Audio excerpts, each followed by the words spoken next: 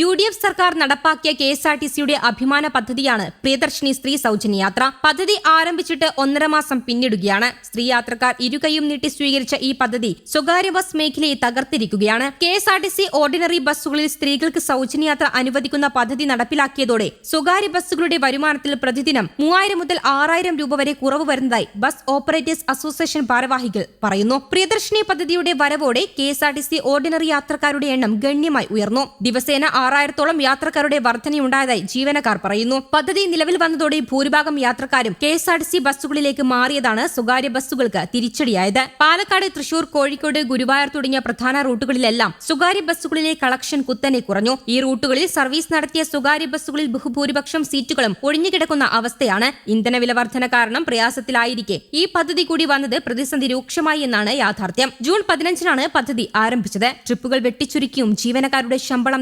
പകുതിയാക്കിയുമാണ് പല ഉടമകളും പിടിച്ചു നിൽക്കുന്നത്. ട്രിപ്പ് ഉപേക്ഷിച്ച് നിർത്തിയിടുന്ന ബസ്സുകളിൽ നിന്ന് പിഴ ഈടാക്കൽ ഉൾപ്പെടെയുള്ള നടപടികൾ മോട്ടോർ വാഹന വകുപ്പ് സ്വീകരിക്കുന്നതായും ബസ് ഉടമകൾ പറയുന്നു. 40,000 ആളുകൾക്ക് പ്രത്യക്ഷമായും അതിലിരട്ടി പേർക്ക് പരോക്ഷമായും തൊഴിൽ നൽകുന്ന ഈ മേഖലയിൽ സർക്കാർ അടിയന്തര ഇടപെടൽ നടത്തിയില്ലെങ്കിൽ സമ്പൂർണ്ണ തകർച്ച സ്വകാര്യ ബസ് മേഖല നേരിടേണ്ടി വരും. ഇപ്പോൾ സ്വകാര്യ ബസ്സുകൾ 6 ആവശ്യങ്ങളാണ് മുന്നോട്ട് വയ്ക്കുന്നത്. സ്വകാര്യ ബസ്സുകൾക്കും സർക്കാർ സഹായം നൽകണം. സ്വകാര്യ ബസ്സുകൾ സർക്കാർ ഏറ്റെടുക്കണം. ഡ്രൈവറെ ബസ് ഉടമകൾ നിയമിക്കും. കണ്ടക്ടറെ സർക്കാർ നിയമിക്കട്ടെ എന്ന് ബസ് ഉടമകൾ പറയുന്നു. KSRTCക്ക് കൊടുക്കുന്നത് പോലെ സർക്കാർ ധനസഹായം സ്വകാര്യ ബസ്സുകൾക്കും നൽകണം. ഒരു ബസ്സിന് കിലോമീറ്ററിന് 55 രൂപ സർക്കാർ നൽകണം. കളക്ഷൻ സർക്കാരിന് നൽകാം. മറ്റെല്ലാ ചിലവുകളും ഉടമകൾ നടത്തും. റോഡ് ടാക്സും ഒഴിവാക്കണം. സ്വകാര്യ ബസ്സുകളിലും വനിതകൾക്ക് സൗജന്യം നൽകാം. സർക്കാർ പണം നൽകിയാൽ മതി. ഇതിന് രണ്ടിനും തയ്യാറായില്ലെങ്കിൽ പകുതി വിലയ്ക്ക് ഡീസൽ നൽകണം. ഇതൊക്കെയാണ് 6 ആവശ്യങ്ങൾ. സർക്കാർ കൂടിയാലോചനകൾ നടത്താതെയാണ് KSRTCയിൽ സ്ത്രീകൾക്ക് സൗജന്യ യാത്രാ പദ്ധതി നടപ്പിലാക്കിയത്. ഇതോടെ സ്വകാര്യ ബസ് വ്യവസായം തകർച്ചയിലേക്ക് നീങ്ങിയെന്നത് വസ്തുതയാണ്. ഇന്ധനവില വർധന കാരണം പ്രയാസത്തിലായിരിക്കെ ഈ പദ്ധതി കൂടി വന്നത് പ്രതിസന്ധി രൂക്ഷമാക്കി. തൊഴിലാളികൾക്ക് വേതനം പോലും ലഭിക്കാത്ത നിലയിൽ 15 ദിവസം പിന്നിട്ടതിന് ശേഷമാണ് വിഷയം പഠിക്കുവാൻ സമിതിയെക്കുറിച്ച് പോലും സർക്കാർ ആലോചിച്ചത്. KSRTC ബസ്സുകളുടെ സമയക്രമീകരണത്തിലൂടെ സ്വകാര്യ ബസ്സുകളുടെ പ്രതിസന്ധി പരിഹരിക്കാമെന്ന നിർദ്ദേശവും പ്രതീക്ഷ നൽകുന്നില്ല.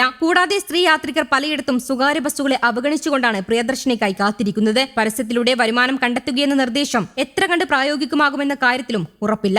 സ്വകാര്യ ബസ് മേഖലയുടെ നിലനിൽപ്പിനെ കുറിച്ച് വ്യക്തമായ പഠനം നടത്താതെയാണ് UDF സർക്കാർ പ്രിയദർശിനി പദ്ധതി നടപ്പാക്കിയത്. ഈ സുപ്രധാന തീരുമാനം എടുക്കുന്നതിന് മുൻപ് ബസ് ഉടമകളെ കേൾക്കുവാൻ തയ്യാറായില്ല. റോഡ് നികുതി 50% കുറച്ചാൽ പോലും പ്രതിദിനം 150 രൂപയുടെ ലാഭം മാത്രമേ ഉടമകൾക്ക് ലഭിക്കൂ. ഒരു ബസ്സിന് പ്രതിദിനം ശരാശരി 100 ലിറ്റർ ഡീസൽ ആവശ്യമാണ്. എന്നാൽ പ്രിയദർശിനി പദ്ധതിക്ക് ശേഷമുണ്ടാകുന്ന പ്രതിദിന നഷ്ടം ഇതിലും എത്രയോ ഇരട്ടിയാണെന്ന് ബസ് ഉടമകൾ കണക്കുകൾ നിരത്തി വ്യക്തമാക്കിയിരുന്നു. വ്യവസായം സംരക്ഷിക്കാൻ പ്രത്യേക പാക്കേജ് വേണമെന്നുൾപ്പെടെയുള്ള ആവശ്യങ്ങളിൽ ചർച്ചയ്ക്ക് പോലും തയ്യാറാകാതെ സർക്കാർ തീരുമാനമെടുക്കുകയായിരുന്നുവെന്ന് all Kerala bus operators organisation ഭാരവാഹികൾ പറയുന്നു. പ്രതിസന്ധി അതിരൂക്ഷമായതോടെ 1000-ലധികം ബസ്സുകളാണ് G-ഫോം നൽകി നിരത്തൊഴിഞ്ഞത്. ഒരു വർഷം വരെ സർവീസ് നടത്താതെ നികുതി ഒഴിവാക്കുവാൻ G-ഫോം നൽകുക വഴി സാധിക്കും. KSRTC സർവീസുകൾ അധികമുള്ള ജില്ലകളിലാണ് സ്ഥിതി അതിരൂക്ഷം. പാലക്കാട് ജില്ലയിൽ മാത്രം 900-ലധികം സ്വകാര്യ ബസ്സുകളാണ് വിവിധ റൂട്ടുകളിൽ സർവീസ് നടത്തുന്നത്. ഇതുവരെ 50-ലധികം ബസ്സുകൾ G-ഫോം നൽകി കഴിഞ്ഞു. സ്ത്രീകളുടെ ക്ഷേമത്തിനായി സർക്കാർ നടപ്പിലാക്കുന്ന പദ്ധതികളോട് തങ്ങൾക്ക് വിയോജിപ്പില്ല. എന്നാൽ നിലവിലെ രീതി സ്വകാര്യ ബസ് മേഖലയെ പൂർണ്ണമായും തകർക്കുന്നതും നൂറുകണക്കിന് തൊഴിലാളികളുടെ ഉപജീവനമാർഗം ഇല്ലാതാക്കുന്നതുമാണ്.